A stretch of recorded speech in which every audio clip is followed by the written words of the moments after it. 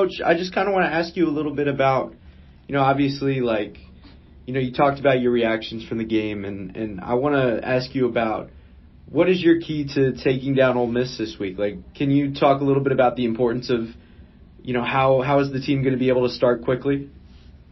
Yeah, we've got to, first of all, we got to be confident. I know it's a top 25 team, but we've got to be confident in what we've been working on.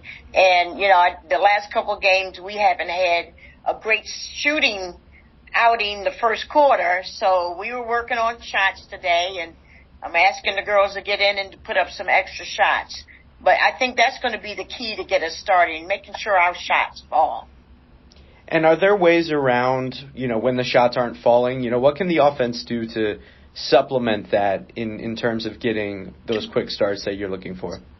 Well, it's actually the defense, Declan, that if the shots aren't falling, our defense has got to be up to snuff, and we got to be able to create offense from our defense.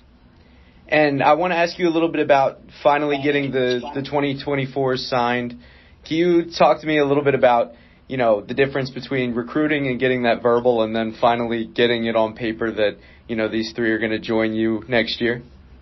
Yeah, that's, now coaches are kind of trembling around early signing time, because before you recruit a kid and have a relationship with them and they were a lock-in, but now with NIL, you don't know what's going to go on. So somebody could get that contract in the middle of the night and you're like done. So, but it's good though, setting up these relationships with these signees and the loyalty of them wanting to come to Temple for Temple and Temple basketball and not for money. So it was a pleasure to get the phone calls from them and get those contracts signed back.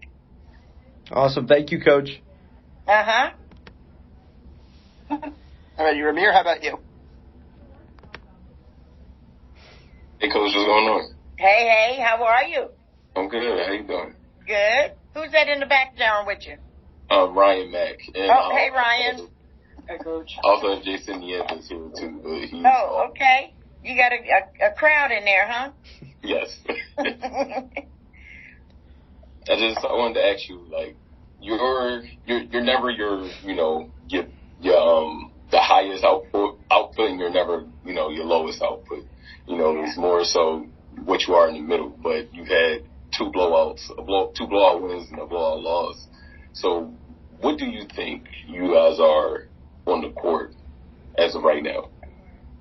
I think we are finding our way. The first game, first out of the blocks was pretty good. And then the second game, I kind of wanted to figure out, what our combinations are going to be, what our resilience is going to be, and all those things. And it was a wake-up call for, the coaching staff as well as the players, just trying to get that right mixture in. And I think even though we got blown out in that second game, it was a coming together of the team, and everybody was more willing to step up and overcome some things. And that's what you saw in that Bucknell game.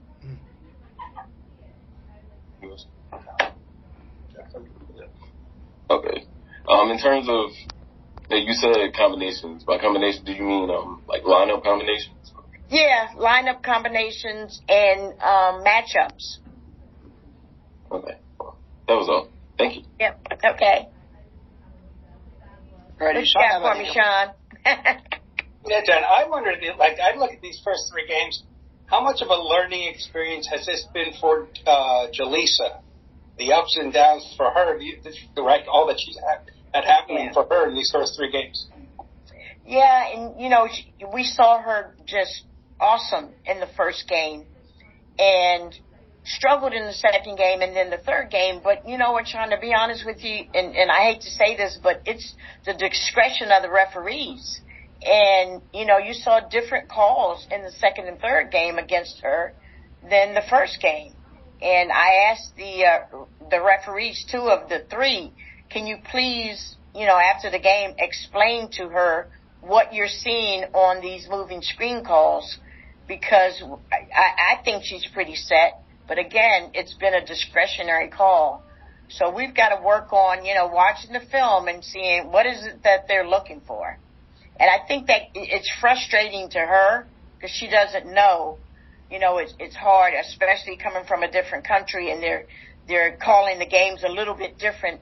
But then they're calling the games different from in the Netherlands, but they're calling the games different from each game in the U.S. So that's frustrating for her, and we're going to figure it out though, because she's such a talented player. How about her and so many young players playing who, this is like road, right? They started off, it's kind of an easy home, road trip to a really hard place. What do you do for the freshmen in particular as they face that? Yeah, between us, they've been home, and not only are we first game on the road, it's against a top 25 team, so it's going to be a big wake-up call for them. So, we're just trying to get them confident before we leave, and confident, and the upperclassmen are really talking to them, kind of taking them under their wings, and not, scaring them, but just giving them confidence as well that they'll be okay. As for the recruiting class, not only the players you signed, but the players that we've seen who visited, that you were involved with recruiting-wise. Mm-hmm. Temple fans don't think that the way things are now, Temple could even be involved with that level of player. I mean, was that, and I don't know if Towson, you were necessarily recruiting all the way up there, but you had that in mind from the start here, and how do you make that a possibility here? Well, Sean, I recruit kids that I think can fit our system. If they give me an in, I'm going all in. And I don't look at players and say, oh, they're too big for us. I, give it a shot and talk about what we have to offer. And that's the key thing, talking about what Temple has to offer. And if they like it, and if their parents like it, then they give us a shot. And we've had some players on campus, as you see, that are signed that people didn't think Temple had a shot at, or that they would probably go Power 5. Have you gotten in local? I mean, you did get in locally.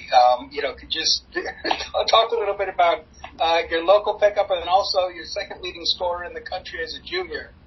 Those two recruits in particular. Yeah, well, again, I don't let anything stop me. If I see a kid that I think will be good for us, I reach out to him. And the thing about it is I'm very transparent as a coach and as a recruiting coach, again, because I went through it with my daughter. So I am so transparent up front. So, I tell them everything. And if they go along with that, then, they'll come and visit us, or they'll continue the conversations. They'll call me back or answer the phone when I call. So, with Savannah, of course, I've watched her as she was, younger. And, they always saw me in the gym watching her play. Her parents, they made a point to remind me, we always saw you in the gym. And, I try to do that all the time. They're going to see me in the gym. The same with the high schools in Philly. I'm at those high schools at practices, and they're like, wow, we are not used to seeing the head coach of Temple in our gyms. And my philosophy is I want to keep the best kids home because I don't want them going to some other team and coming back and kicking our butt. So I'm going to be out there. My staff's going to be out there, and we're going to recruit hard in this area. One related, maybe sort of related, right? You had Drew Alexander coming early. It's early in the season to make this. Is she maybe a redshirt possibility? Just because. Yeah, she's a redshirt possibility, and she was in the class of 24, but decided to come early. And one of the reasons she wants to come early is to get herself up to the level that makes her a better basketball player, and then, a better impact player for us. Okay, thanks. And that says something for a kid to want to come early and not play, but get better. So that's a plus. All right, thanks. Mm-hmm. Thank you, Sean. Jake, you got anything? Not at this time, no. All good. Johnny, what about you? Most of my questions were kind of already taken. So, but the one I had is, how have you seen Tristan Taylor kind of develop for these first couple games so far? I know she was highly regarded and was talked about as a mini Aaliyah, so I kind of wanted to hear what you thought about her so far. Yeah, well, you can see her when she's on the court. She's fearless, and even though she's small in stature, she's got a little bit of Aaliyah in her. And I think her game is, I think she has an impactful game as a freshman. My hope is she'll make the all-rookie team. I think she's quite capable of doing that. Thank you. Mm-hmm. All right, guys, anything else? I have a quick question. Coach Rich. I think I saw Ramir on mute first. He can go. Oh, Okay. my fault. You got it, Declan. I beat you, bro. You didn't even raise your hand. Sorry, go ahead. Speaking of Aaliyah, she hasn't necessarily done, the Aaliyah Nelson things that we're used to, at least scoring-wise. Mm-hmm. What things has she done either on the court or off the court that has, I guess, supplemented for the lack of scoring, I guess? Yeah, well, one of the things, though, Aaliyah is so unselfish. She's spending time bringing everybody else into the fold. Of course, we've got different people, and so she's spending a lot of time from a leadership standpoint in helping others to shine, to give them confidence. And I'm sure she's going to turn on the Jets pretty soon. But right now, Aaliyah's like an extension of me on the court. And so trying to help get everybody together, help that chemistry together and everything like that. So she's sacrificing herself right now, so it'll help us in the long run. All right, Declan, what you got?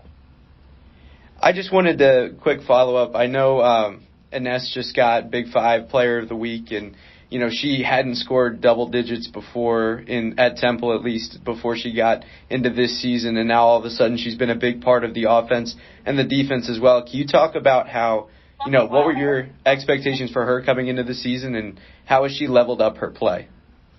Yeah, she's worked hard. She knows that we needed her, and we're going to need her. Inez is skilled. And I think the biggest thing was her lack of confidence last year. And we had a conversation in the summer that, she's too skilled to be shy and too skilled to not have confidence. And we depend on her. And she's worked on that. And you see some of that coming out in her.